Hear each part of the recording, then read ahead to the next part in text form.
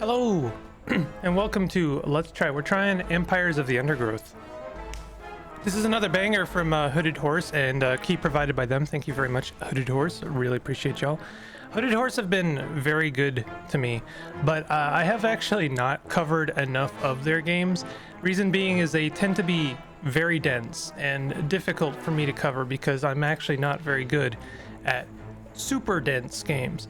This one's a nice kind of middle ground game, though. I gotta say, Empires of the Undergrowth has been a really good time. I really like it so far. I've been playing it in my off time and trying to kind of get my feet wet in the RTS genre, a genre I have actually very limited experience with, but I like this one a lot, so we're gonna jump into it. And what I'm gonna do for this video, yes, I'm very even when I'm playing a game in my off time, I tend to brand. It's just a force of habit, I'm afraid. What I'm going to do for this video is I'm going to play a mission I've already played, so I know what to expect, and also because I know that they can tend to be pretty short, and then I will play a mission that I haven't played so that I don't know what to expect. I think that I'll do a good job of like kind of breaking things up a bit and show off how the game plays. It's interesting. It's a very interesting kind of loop that they've gone for here. But basically, well, you'll see here, this is not not really a fair representation. You'll notice that these are different colors. That's because they've had kind of like weird meta missions to break things up a bit and show off some kind of weird overarching story involving a ant colony terrarium and a weird scientist who is conducting odd experiments, but we'll get to that in a second. I'm gonna do Rising Tide. I like this mission. Let's see, we'll try it with challenge mode on. How about that? Let me see here. I guess I'm just setting it to medium. I want to make sure that challenge mode is on. I guess if I play, yeah, there we go. We'll get to these extra resources in a sec. I'm gonna do mortar mode. You can play every single level with kind of a different play style. I like mortar mode because I don't know, I'm used to it and I prefer it as a play style. It just refers to the one ranged unit that you have, whether or not it does overarching long range shots or if it does close range rapid fire shots. That was pretty self-evident, but I'm explaining it anyway. All right, so here we are. Wood ant queen has laid her first brood in a burrow near the sea. Her nest is just on the outskirts of the beach, the perfect vantage point for scavenging hapless morsels washed in by the tide. At the moment, the tide is out, but it won't stay that way. The ants must make haste and stockpile what they can, while they can. So I'm pretty used to this game by now. There's no pause feature, by the way, if that's something you appreciate in colony sims. The Queen's choice of home could not have been worse. This stretch of beach is peppered with burrowed tiger beetle larvae. They lie, jaws primed, with only their armored heads visible from the sand. Anything that stumbles into their pit is speared and dragged below. I'm trying not to interrupt the fairly sparse voice acting in this level. So I'm not very good at RTS games. I don't cover a lot of them because I don't have a lot of experience with them, but like I say, I've been enjoying this one, and I'll try my best to explain at least how I end up playing it. It's got some weird quirks that I don't mind. They're kind of a arbitrary like player friction. I don't know how accurate this is for like actually actual ant behavior, but I think it's probably good enough. But what we're doing, first of all, is we're stockpiling some food. This game is all about the food. It's pretty much, I would say, how you win the game in a lot of ways. But what we're going to do here is we're building hexagon-style colonies. And what I like to do is plan these out a bit because there is a ideal or idyllic way of plotting down your nests. These are the different nests that represent different kinds of ants. I'm going to be putting these in prearranged groups. And one thing I really like about this game is that it has prearranged groups. You are not going to be like making units in this game and then assigning them to a group, and it's not that kind of RTS. Instead, you already have your prearranged groups. You don't get more than these. You have to kind of work with these, and you will.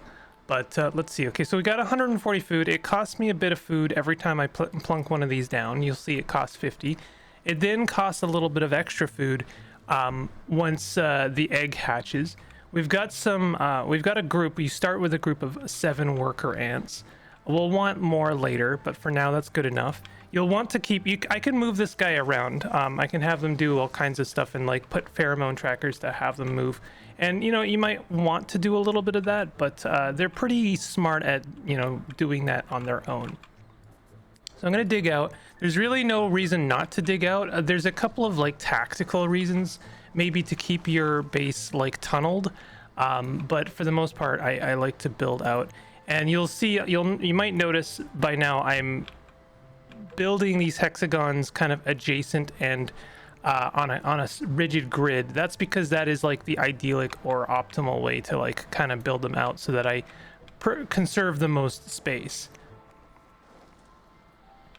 So we've got a armored ant, and then we have a ranged ant. I'll go ahead and plunk down another ranged ant.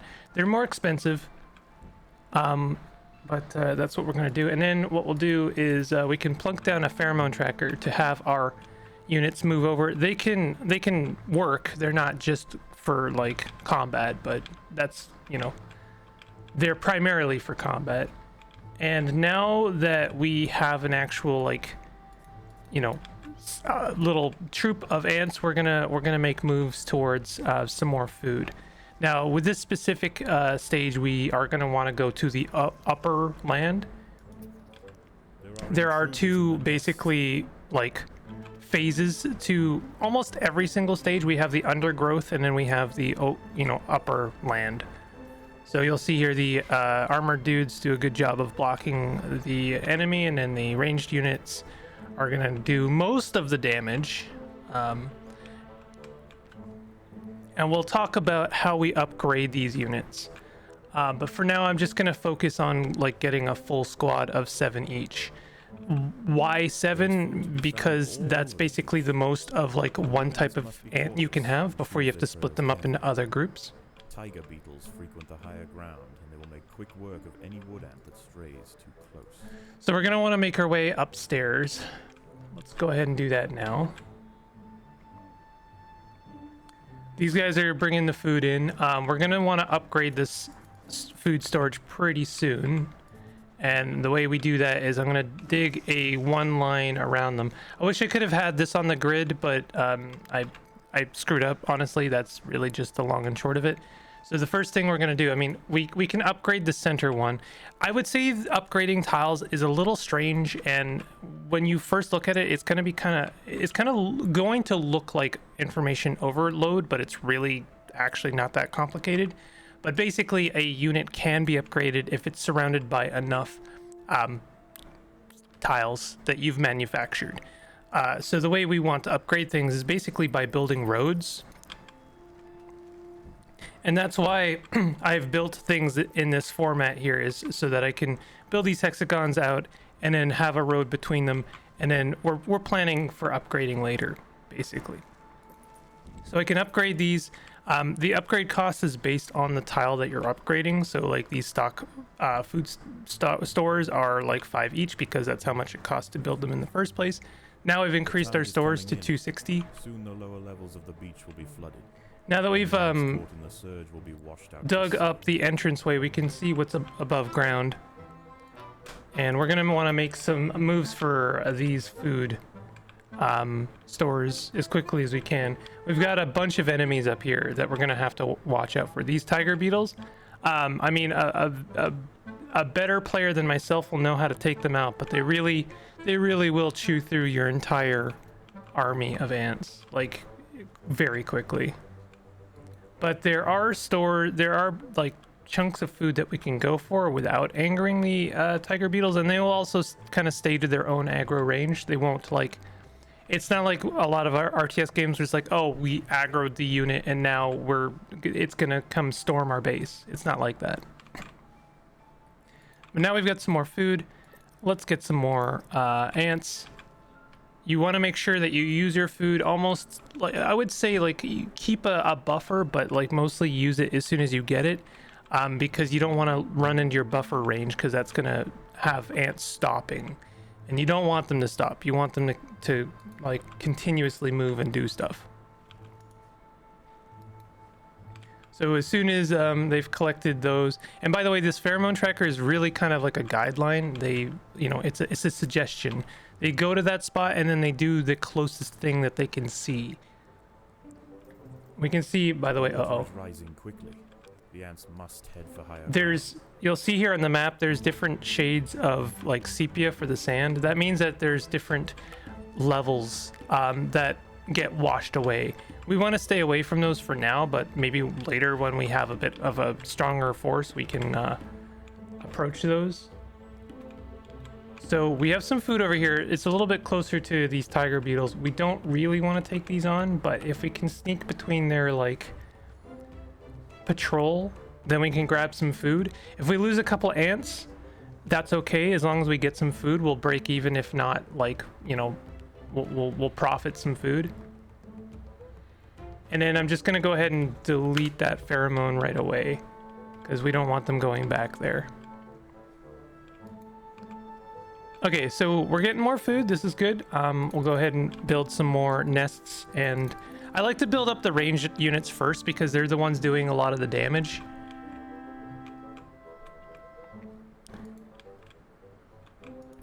And now I always make that mistake, by the way. You're gonna see me do that a few times. Oh, there's some more food over here, actually. We can get some more food there. We're just about at nighttime, so whoops. We're not going to want to go upstairs again, probably for the night. But there's some interesting things that happen at nighttime. Its highest point. The sands east of the nest are about to be completely flooded. So a couple of things you're going to want to know about the underground is that the size of the exclamation mark actually indicates the danger level. So this is something I didn't realize right away. So these small exclamation marks are actually not a big problem. They're okay. There's going to be a couple of I forget what they're called, like horse roach beetles. Oh no, they're just ants. So we'll take them out with relative ease. And we're getting food. We're going to want to be exploring the underground at nighttime. The tide is in, and soon night will fall.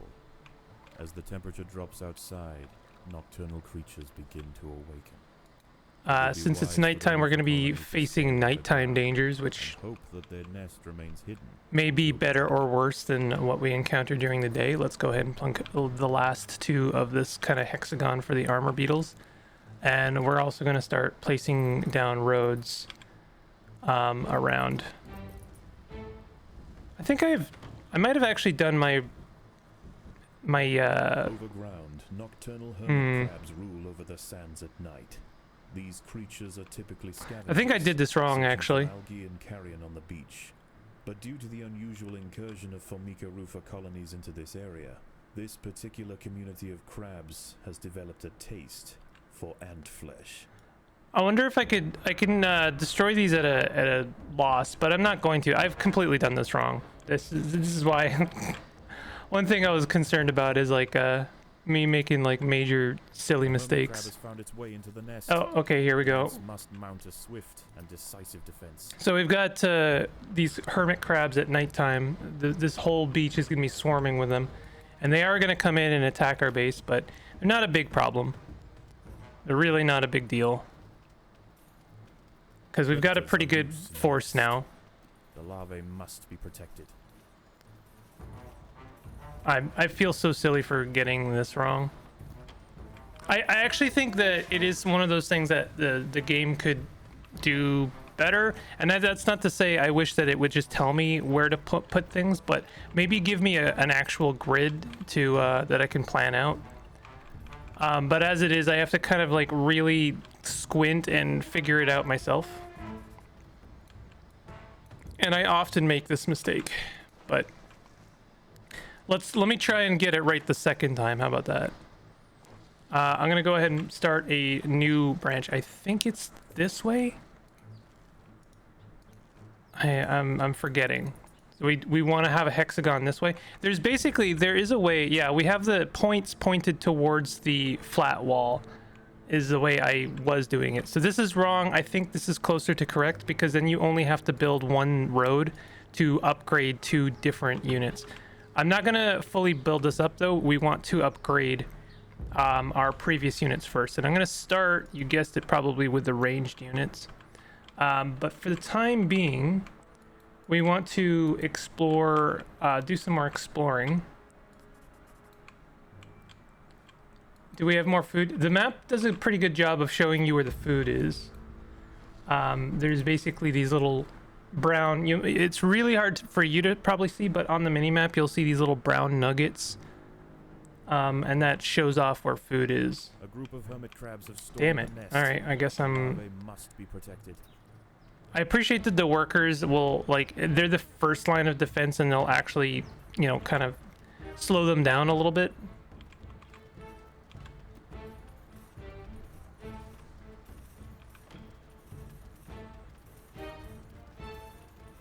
So now that there are 2 hermit crabs, this is going to be a little bit more difficult. I can put this I have this new nest, by the way. This is the unit for this new hexagon. I'll go ahead and throw them in the first squad so that they are added on top. So they will also move towards the pheromone tracker that I placed down. These are worth food, by the way. I don't think a lot, though. No, some. No, actually, they're not worth food at all. Hermit crabs are not really worth it. It's one of the reasons I stay down here. Let's see if we can't get towards some food. I know there's more food down there, and what I should do actually is build some more workers. I like to do just like 2 or 3. The larvae must be protected. 2 or 3 is enough to kind of like throw around to get some of the grunt work done. So like I could put a tracker on there, and I will often like put a tracker on the mini map. Enough food to feed the new brood. Yeah, and this is why you like to leave a buffer. If there's no food, then when an ant dies, then they won't be replaced right away. But it's okay, we got a ton of food now, so. And I have my second squad, which is just workers for now. I'm going for that little extra food there. Actually, I think they already got it, so I'll set this over here instead. More hermit crabs have found the nest. And I'm gonna press 1. Uh-oh, they might get some food now. We're good. I press 1 to I switch to that squad and then direct them to fend off the hermit crab. Now we've got some food. I want to start upgrading some units, so I'm going to start with the ranged units. And this screen is like really hard to look at. It's one of my like small criticisms of the game, but you kind of get used to it. It's conveying 2 things basically. It's conveying the upgrade level of the tile, and it's also conveying the bonuses that it's getting from adjacent tiles. So you'll notice that it gets +1 from each of these roads. It also gets +2 from the adjacent upgraded ranged nest tile. So they tiles benefit from each other. There is a way to basically you don't have to upgrade all of the roads around. You can just upgrade these flat wall sides. I'll refer to them as flat road sides instead of like crossroad sides. And if I had built my grid correctly, those would also benefit the other adjacent nests, but I did it incorrectly. So like when I upgrade this, for instance, which I guess I can do it just to like exemplify or illustrate here. So now that I can upgrade this road, it'll benefit this nest and this nest. And that's why you want to kind of like build your nests in a honeycomb pattern, so that when you upgrade one road, it benefits 2 nests at the same time. So I'm just gonna like kind of upgrade those over time. Would really like to, well, we've got more food to go for. My little workers are busily getting the food that I've found. And by the way, enemies don't really spawn, at least not down here. So once you clear out these little danger areas, they're not a bit, you know, they're no longer a problem. So whatever critters are hiding in there, they're it. The hunters of the night return to the safety of the shadows, and the ants can begin to lay down new trails. The harvest must go on. So the hermit crabs are leaving. This is good. Let's take the opportunity while we have it right now. They really come back really quick, don't they? I'm hoping I can... Sardine has been washed up on the beach. What are these? This feast is too precious to pass up. But the Oh, these are enemies added for the challenge the ants will level. need to amass in great numbers to defend such a Oh, prize. no. Damn, okay. That's gonna cost me quite a lot of food. I'm gonna turn off gather or fight. The northern dune tiger beetle. Yeah, see, you can see they really take them out. On these intertidal flats. Damn it. Its wide carving jaws will slice effortlessly through squads of wood. Yeah, and that's why, I mean, if we had a bigger army, we could take them out, but I think it's better to go down for these ones because there's no tiger beetles, there's just rivaling ant squads, and those are fine. We can deal with rivaling ant squads just fine. But don't go for the tiger beetles, they're just a trap.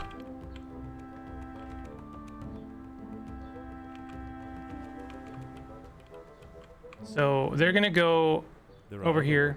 Out here. They have also come to take advantage of the And we'll fight them as they come, but like we're mostly just gonna gather some food. The colony with the greater numbers. We got a nice chunk of food there. The cost to replace the ants aren't that bad, by the way. I think they're 5 each. Let's see here. It'll actually tell us here. 5 food to hatch a ranged unit. 5 food to hatch so basically every time an ant dies, it costs you 5 food. So with that in mind, it's really not a big deal if you lose 1 ant because like 1 chunk of food is worth like something like 20 or something like large like that. We're almost gonna hit the cap here, so I'm gonna go ahead and upgrade some more of these food stores so that we don't hit the cap. There is a fish down here. There it is. If I could get the fish, that would be huge. But there's also more tiger beetles down here, so I don't really know if that's something I want to do just yet. Like, we could try it, but I'd rather just go for the easy food for now.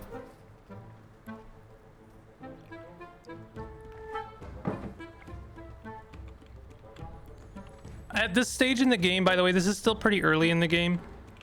You don't really have like rival colonies. Like you can't take them out. You can't like fight their base and then like, you know, defeat them as a unit. These are things or concepts that come in a little bit later when things get more challenging. Give me a second here. All right, sorry, trying to spare you the sound of garbage trucks. Okay, so I actually think this food store is no longer worth it, so we're gonna go for this one. I am curious about these guys. Your food stores are full, so that's fine. We're gonna go ahead and upgrade, first of all, that one, and then also these flat walls. I just, for the sake of like trying to convey some nomenclature, there's no actual name for these, but like I consider these to be points or like corners. And then these are like the walls of that you're building around one of these honeycomb structures, and you only have to build or upgrade the walls. Fallen victim to a beetle lava trap. Oh no! They must watch their step.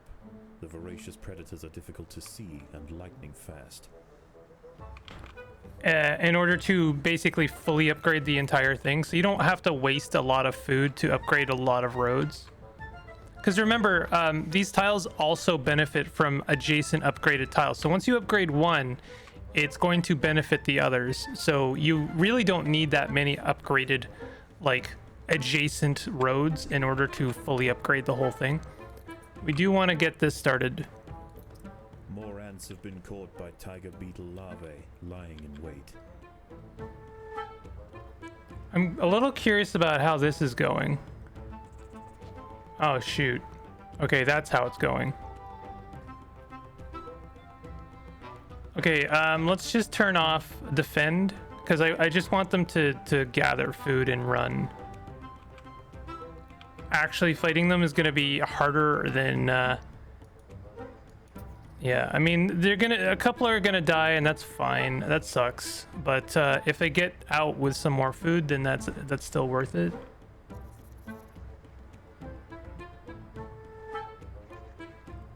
Okay. Oh, yeah, I mean, we don't need to fight any more of them. I mean, there's a little bit of food left, but who cares?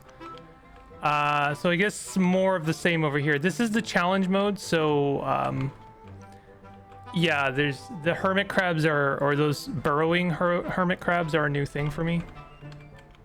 Not that that's it's a big problem, just saying that I have not encountered them much before. Actually, these guys, I'm gonna delete it so that they hang around near the base. Predators are loose in the nest. The larvae must be protected.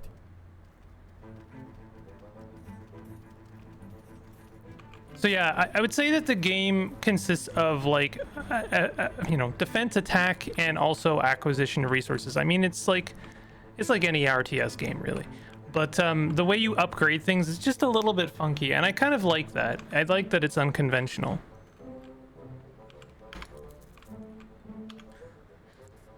Now that I've kind of exhausted the easily accessible food up top, I think I'm gonna start making moves for the stuff underground, and we want to continue to upgrade our units. If you fully upgrade to tier 3, the ranged units, they have an AoE attack, which I really like. The ants must defend themselves. Okay, we've got, these are coach beetles. I'm not sure what they're called. Soon the lower levels of the beach will be flooded. Any ants caught in the surge will be washed out to sea. We do get some food from killing these beetles, so they're actually quite worth it. But also, whatever they're guarding is, you know, worth grabbing.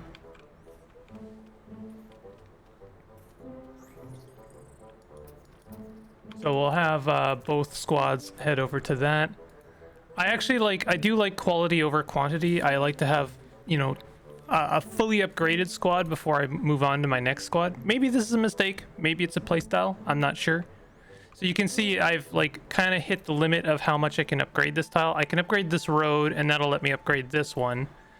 But that won't let me upgrade that one. So you do have to, at some point, you do have to build a couple of roads to fully upgrade the whole thing. But I mean, you can consider this as an interesting kind of like test bed, is like, how much do you have to upgrade the adjacent tiles? Because first of all, they benefit from just the road being there, right? They'll get a little bonus, so you don't actually have to upgrade the road. Just placing it is enough. And once I upgrade that one, then I can upgrade that one. And so yeah, I only had to upgrade 4 road tiles to tier 2 in order to fully upgrade the whole thing. But placing roads around it was, you know, also good. They do also benefit, by the way, from adjacent walls. That's a thing as well. The water is rising. The ants must head for higher but it's a little weird, and I don't like to really incorporate walls into the design. I like to have a bit more control. So I think ultimately it's a good idea to plan for roads and, you know, just build in the honeycomb style. But this is, I think one of the things I like about this game is that, you know, it actually does kind of reward flexibility and, yeah, we didn't get any of the fish, so I failed an achievement. It rewards flexibility and also experimentation. I'm sure that there are like really optimal ways of playing this game. I actually kind of don't want to know what they are, because I don't want every single game to boil down to like, oh, I have to do this and this and this and this. The larvae must be protected. So this is a fully mature hoach beetle. Oh, oops, I have defense turned off. I make that mistake sometimes. I like to turn this off because it means that your ants will just go for the food and ignore opposing forces. I'm actually gonna have them back up a bit because I'd rather them group up and fight this guy all at once. Yeah, this is exactly what we don't want, because now the ranged units are fighting it first and they're dying like immediately. We want the armored units to fight it so that the ranged units can get like free hits off.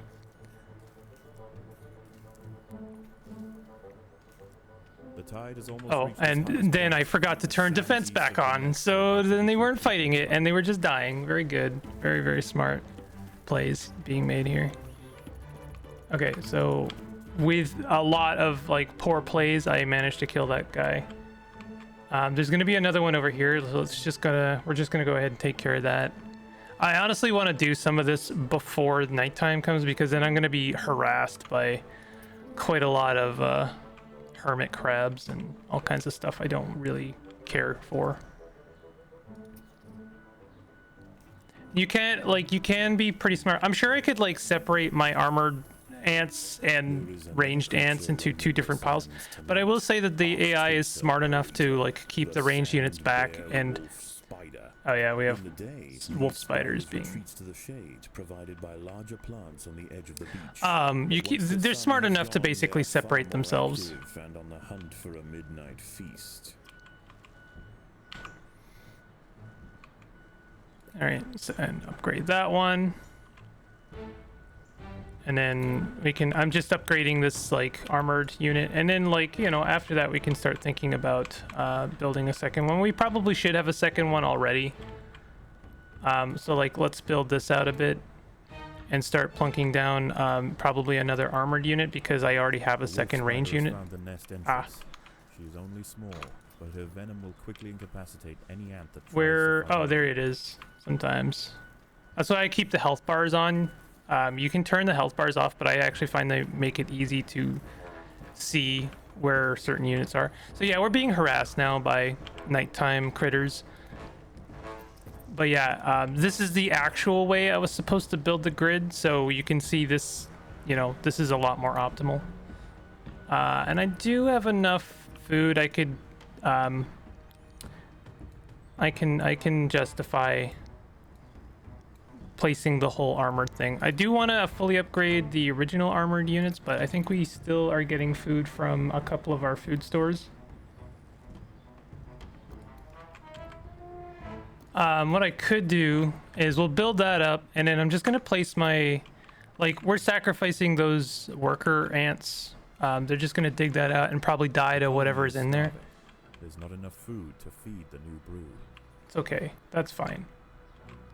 Actually, they managed to get back out fine, but now we've got this squad waiting here to kill these dudes. And I mean, surrounding a unit and hitting them hard like this is definitely a way of, like, you know, killing units without taking too much damage. And I'm actually gonna set up, I like to basically have like one really strong unit that is for defending and attacking, and then one weaker squad that's for going out and gathering, but they can still defend themselves. And then like a worker squad that is just for doing some of the grunt work where I don't really care about speed too much.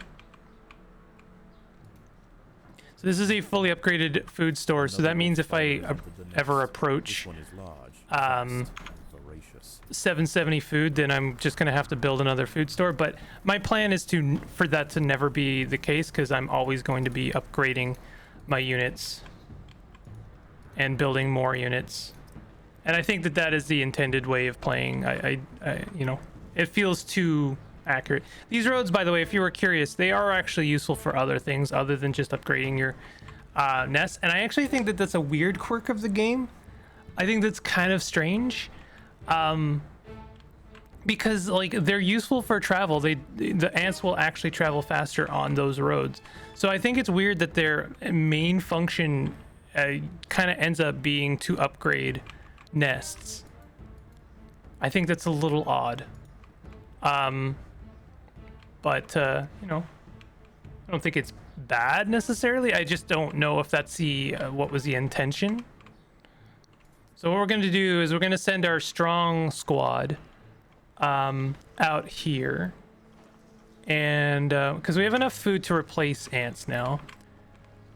And I'm just gonna have my weaker squad defending the base in case we're harassed in the meantime. There are intruders in the nest. So again, I don't mind sacrificing basically 10 food worth of ants, because then it'll give us a kind of a stronger position with our attack squad. These guys are tough though. These are 3 mature beetles, and they actually spray a confusing kind of gas, some noxious gas, and it disorients my ants. So they can be a pain. But now we're good, and then I can bring my main force back, and then send out my attack force for gathering, since they actually have a pretty good, you know, number. I hear, yeah, there's a wolf spider. He probably ate. Oh, and we actually have several wolf spiders now. Oh, that's okay. I think the main thing you got to take away from this game is don't be too worried about losing some stuff. You know, they eat a couple larvae. That's not a big deal. It only really matters if you're trying to get the achievements, trying to get, you know, beat things like in a very specific way. But in terms of like actually surviving, it's not a big deal. These are all hints and stuff, by the way. The game does a very good job of like teaching you extra little things. So we still have our worker squad heading out. Actually, I don't know where our worker squad is. What's going on with our worker squad? How come they're not being replaced? I think it's just because some of our main, like the workers that are spawned from the ant queen's nest got eaten.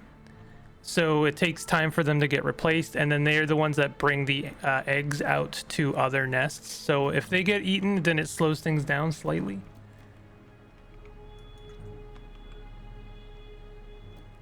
So we're pretty close to completely exhausting this area. In fact, we just hit our food cap. So let's go ahead and upgrade some units. Oops, we don't want to do that necessarily. I guess we might not have a choice, but you can see things kind of cascade a little bit. There are intruders in the nest. We have more mature hoach beetles.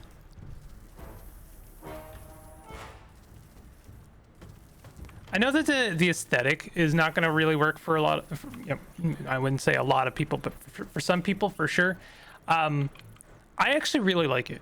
I actually think that I'm surprised it's taken us this long to have an ant-based RTS, because it just seems like such a neat, actual, genuine, like competitive kingdom.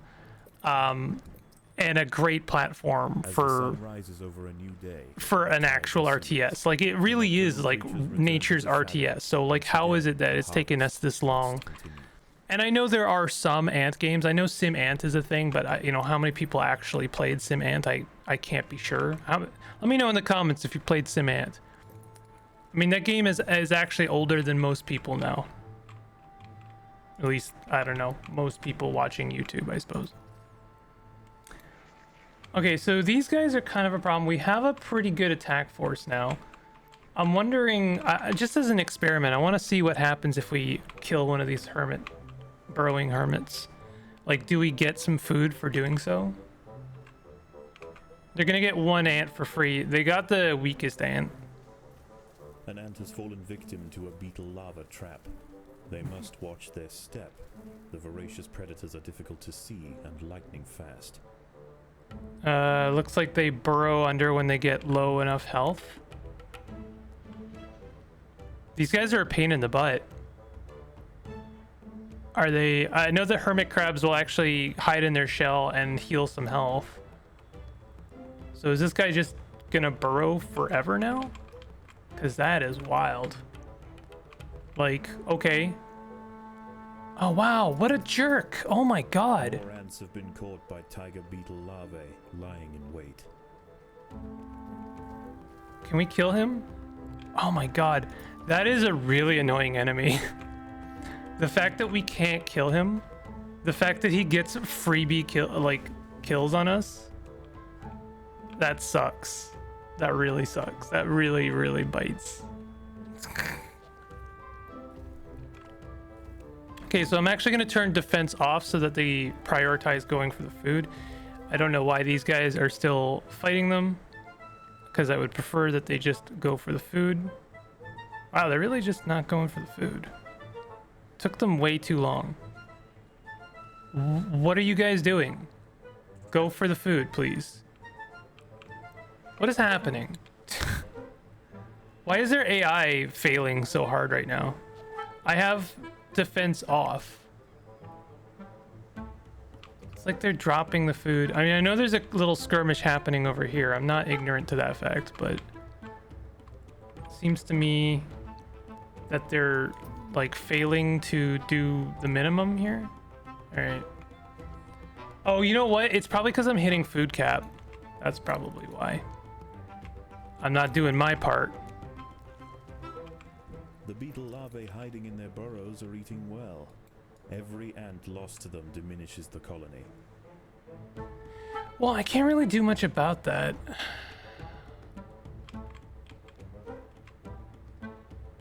All right, let's just build some more ranged units. And then something I like is that the nests, when they... Caught by tiger beetle larvae lying in wait.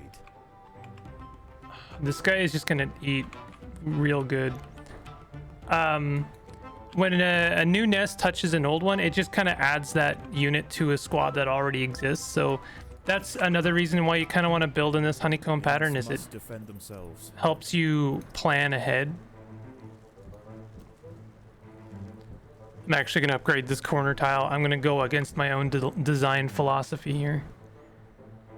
All right, we're going to get these walls, and I'm just going to really go for it here because I've hit cap and I don't want to hit cap. Okay, I don't think we need to hit that food source anymore. I think it's actually a real problem. Okay, I'm also going to turn defense back on. Can we please try and kill this dude? I guess not. What a jerk. What a jerk enemy design. I guess I'm not going to do a second mission. I was going to, but I forgot how long this mission was. This is like one of the... This is very early game. It's not even close to mid game even. But I really encourage you to check this out.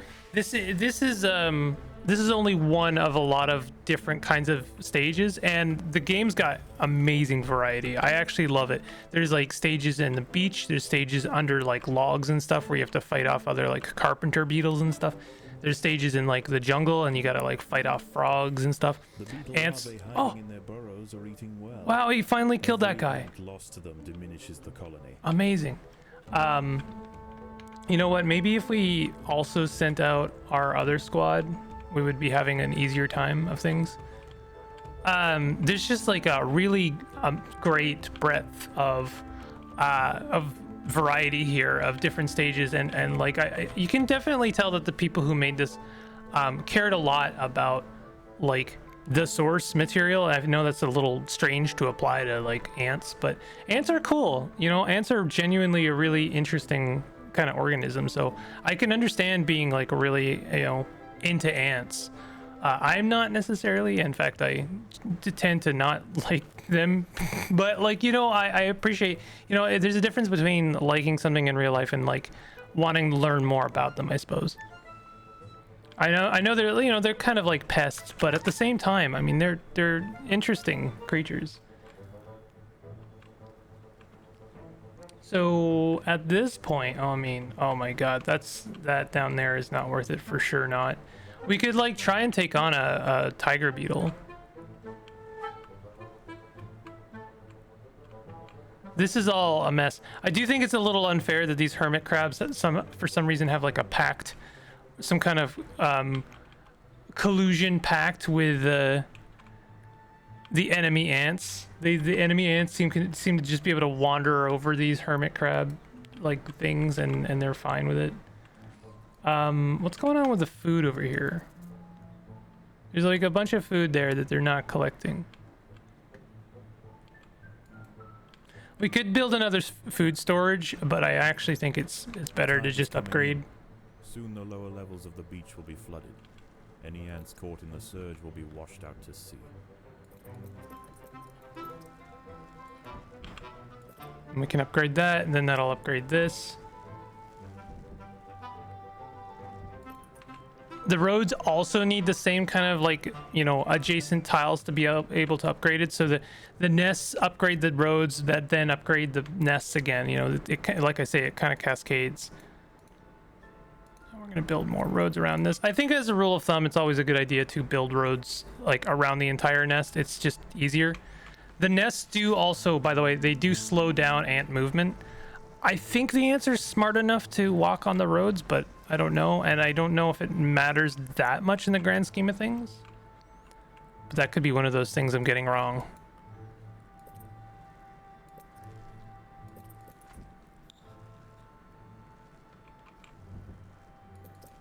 Okay, so that's fully upgraded. We now have 2 fully upgraded squads. That's good because our objective right now is to survive 3 nights. The objective changes, by the way, from night to night, or from mission to mission. So yeah, like it's not always just to survive, but it is in this case. But yeah, I know for a fact that this last night is going to be kind of tough, because they're gonna send a bunch of dudes after us. And in fact, I don't think I've left enough buffer, but fortunately there's still some food left to recover. We got 20 seconds. Oh yeah, there's actually quite a lot of food left over. I should go and collect all of that before night comes, and then I'll have a nice big fat store of food.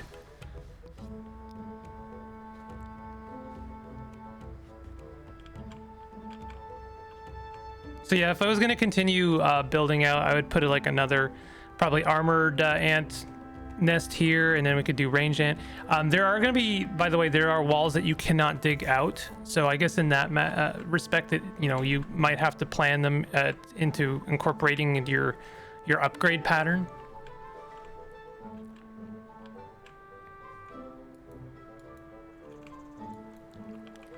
So where are we with this tide? You can see how far up the tide has come. I wish I could get to these food storage, but it's really not worth it. I guess I could have a look at it tonight. Yeah, look at that. Those food storages have already gotten us like quite a lot. And I think they're done now, but I might be wrong still. No, they're definitely done. Okay, so that's all of the food underground exhausted. Its highest point. The sands east of the nest are about to be completely flooded. I was talking to a friend who's also playing this, and one thing I really do appreciate about this that they clued me into is that there's kind of the game does push back a little bit against like actions per second or actions per minute. It's an aspect of RTS games that really put me off of the entire genre, to be honest, because I'm interested in the strategy element for sure, but I'm not super interested in the strategy per second law of like, you not only do you have to be considering like the tactics of positioning and where you build and how you build in the upgrade trees, but also you got to be doing all of this at a lightning pace. It would be wise for the roofer colony to stay underground. I'm not a huge fan of that, and I appreciate that this game does have a few things that kind of push back against that, like the pheromone tracker. I mean, when you place a new one, they kind of have to go back to their nest and then back, you know, to the new pheromone tracker. You're kind of like almost you're almost putting down like push tactics of like, okay, go, you know, push in this direction. You're like sort of guiding the flow of the river of ants. You're not so much like, hey, you 6 units, go here, do this, attack that. They kind of do what they want. They're a force of will unto themselves, and you know, so therefore you kind of have to work with them, and I actually really like that aspect of this game. So we've got some wolf spiders right away. I'm hoping we'll have enough food for the night. So these freaking burrowing guys are still gonna be there. I wonder if I can place like chaining. No, you can't even really place chaining pheromone trackers. Like you can't say, hey, go here and then go here. I don't think so anyway. It doesn't seem like it.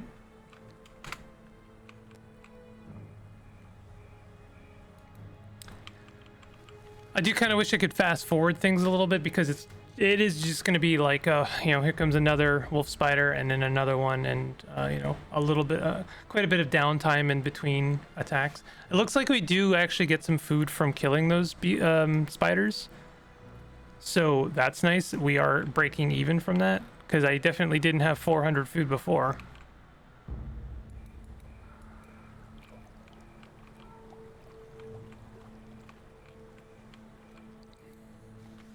Yeah, I forgot how long this mission was. It's gonna be like an hour long. And I really want to just put those down there. Absolutely no reason to do that, except it just was bothering me. That might end up biting me in the butt later. There, you might wonder, or maybe even worry, like, is there really only an upside to digging this huge cavern in your main area? There are definitely reasons to keep choke points, and you want to keep choke points, but it's kind of hard to do. I mean, in this situation, we've got the queen nest so close to the entrance that there's not really a good place to keep a choke point. So, I mean, I still dug out in this direction. Oh wow. Let's get everyone on site there. But like, I don't think it matters too much when it comes to like the other chunks or enemy forces underground. I think those are really just there to help you kind of build up your forces. But you want to definitely take them on in an order so that you have the greatest advantage against them. We've got a really good force going on here.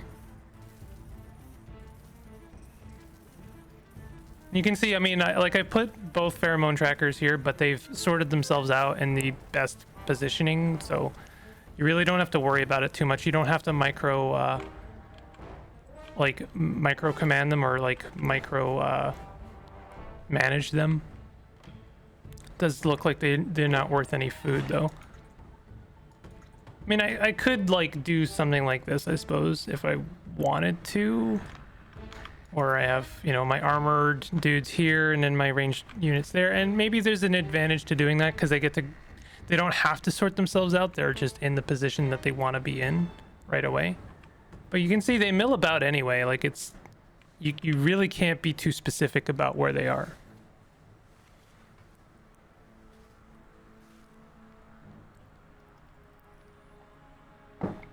So we're going to finish this mission. And then I do want to talk a little bit about the meta story. Wow. Wolf spider has found the colony. He just went right past. It did not matter what my positioning was. These ants are facing an overwhelming infestation. So this is a wolf spider come in with her brood. So there's a lot of little spiders running around causing problems for me. But that's fine. This is kind of like the boss of the stage.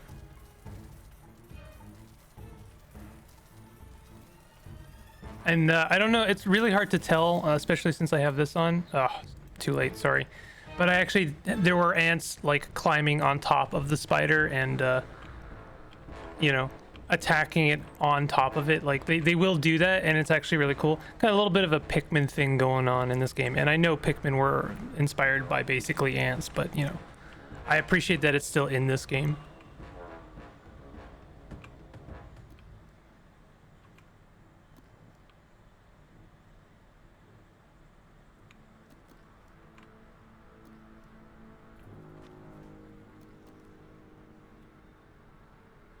Okay, so we're basically waiting for the mission to end at this point.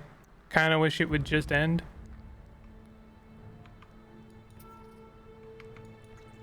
I don't think that anything else is going to attack us at this point.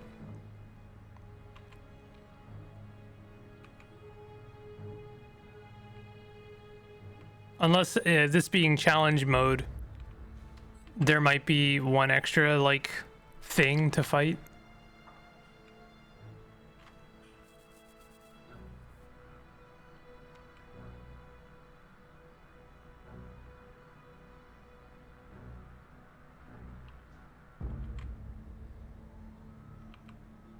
Come on.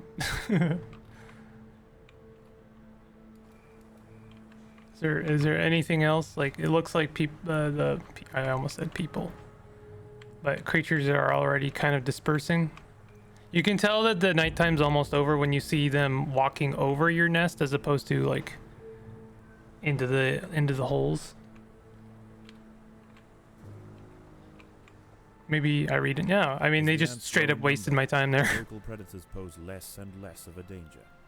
Eventually, they will be displaced from this area entirely. Despite the dangers of the beach, it seems this intrepid queen's gamble to establish her colony here has ultimately secured her success. Nice. Nice. Okay, so let's talk about this very briefly because it's an odd aspect of this game. Let's do extra royal jelly.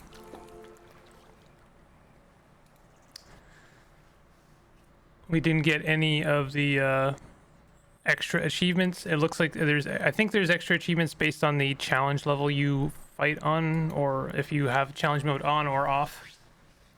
So this game it's got missions, and those missions don't really have much chronology or like overarching progression. But there is. The Queen is exhibiting interesting new behaviors. I believe the colony is beginning to adapt. There is an overarching story, which is strange. I'm just gonna say it. I think it's odd, but I kind of like it. Basically, the missions give you resources for affecting this terrarium. Now, this is a terrarium. I almost feel bad spoiling that because it's kind of a neat little, discovery moment of like, what is this and where am I? What is this mission? And then you realize that you're in a glass jar. But this is an experiment being conducted by some scientists on ants. One of them is like genuinely interested, but like the other one is maybe a bit too interested, and I kind of like that dynamic. Don't have enough food storage. Okay, so what we're gonna do is we're gonna break a cardinal rule here, and we're gonna put our basic workers into the squad here so we can have them gathering food. So I guess this will be a good time to actually this is where I learned how to build the optimal grid. Whether or not I get it right every time, but you saw it didn't really matter that much. It's like maybe you spent a little bit of extra resources upgrading a nest when you didn't have to. Whatever, it's not a big deal. Yeah, we have this nest that we're going to be upgrading, that we're going to be building up over time between missions. The missions give us 3 kinds of resources to build it up. It gives us territory, so every time I dig out one of these walls, that's a new territory spent, so we have 34 left. It gives us royal jelly. This royal jelly is interesting because it lets us permanently upgrade the ants in this colony. So like, for instance, I could get leaf cutter major. This is worth 300 jelly, and we can choose which version of it we want. Taunt at level 3 on low health will gain very high resistance for 4 seconds. That seems kind of cool. Or stunning at a cephalotes. At level 3, stunned enemies are massively slowed for 4 seconds after stun wears off. So all right, let's try that. I like that. So we spend 300 jelly on that. Then we can also upgrade how much we can upgrade its nest. So I may as well do that. I have a lot of jelly right now because I built one, I finished one of the major kind of meta progression missions. Like this actual meta story also has missions that generally come in the form of like fight a bunch of waves of ants and other food. Your food stores are full. Okay, well let's go ahead and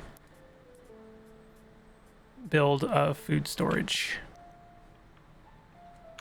Now that we have workers, and I'm just gonna go ahead and put roads around this. This honestly helps me conceptualize, like plan things out. Like, I can see very clearly where my roads need to go.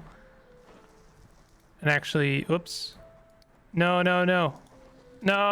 I didn't need to dig that one out. It's fine. We're gonna build. You do not have enough food. Oh yeah, we're doing a food storage. So we're gonna do food storage right here. This is actually a new meta story stage, because in the last meta story mission, after I completed it, they're like, okay, cool, they're done. Go ahead and throw them in the new modular jar, whatever that means. So that they kind of restart you. I lost all of my built up stuff, but I got a bunch of royal jelly. So I have to kind of restart. And it's kind of neat. I don't like it's a weird one. Like, I haven't seen that too much in a game before. It's like, hey, you've got a bunch of like static skirmish based campaign missions. They don't really relate to each other too much. But then you have this like overarching story that you're going to be spending resources gained from those missions to upgrade and progress. It's an interesting idea, and I really like it. I don't know, maybe it's been done before, but I haven't seen it too often, and it definitely compels me. I don't know. So this is food that we've gained from doing missions, and you might have noticed that I gained new food. And the reason is because you gain food from doing these missions the first time. So I've already completed this mission, therefore I've gained my 13 territory, my 1300 food, and my 46 royal jelly. I'm pretty sure I took the extra royal jelly that time as well. If I complete it on challenge mode, then I will get an extra additional 31 territory, 3100 food, and 109 jelly. So that one's worth a lot more. And also, like, I get those. But then again, after I've completed it on challenge mode, I don't receive more resources for continuously or repeatedly defeating it on challenge mode. And these dots, these pips, also represent, like, I haven't played this stage yet. So there's a reward for doing that. And then after I've done that, then I can try it on challenge mode. So there's rewards for completing. Looks like my dudes discovered that roaming dude. There's rewards for like completing stages repeatedly, with extra challenges, and I think that's really cool. So there's actually like some replayability, but it's also rewarding that replayability. It's not enough that the game is like, hey, you can try the stage again. It's got a couple of extra things going on. It's also will give you some stuff if you do it. So I kind of like that. It definitely encourages me to continue or like try those stages again, whereas I might not have before. And I think that's pretty cool. And I'll definitely get a lot of playtime out of this game because of that. It also encourages me to try new things when I play this new stage or play a previous stage the second or third time. So let's go ahead and put these guys back on nest duty, and then I'm gonna set these warrior ants to go and collect food. And we have more food again, so I'll go ahead. These are attack ants, by the way. They're basic attack ants. They don't really have any like specific strengths. And you have basically all of the same ants available to you that you do in the missions, maybe with some extra frills. Like, we've got new abilities like my black ants have meat wall, reduce incoming physical damage by 50%. Now that I've upgraded the wood ant by gotten all of the upgrades there, I can actually modify its stats with some royal jelly, so that's kind of neat. So there's this, there's an interesting thing going on here. I don't know how I feel about it from a design perspective, because it's like, how do you design something like this? Where is it going? How is it going to how is this going to play out? This idea of a meta progression campaign is interesting, but so far I'm enjoying it. I think it's a lot of fun, and I think that's the important thing. So I'm not really concerned about the nitty-gritty details of its I don't know, the design implications, I guess, is what I'm really thinking about. Anyway, I would have loved to do a second mission. This is the kind of game I wouldn't mind doing a series for, but again, I know it won't perform very well on my channel. So I guess I'll play it in my own time, and if this video does well, maybe I'll do a follow-up video and show you where I'm at. But if you enjoyed this, definitely hit the like button and consider subscribing, and you'll find a link in the description for Empires of the Undergrowth, which I really, really like. And I'll see you guys next time. Take it easy.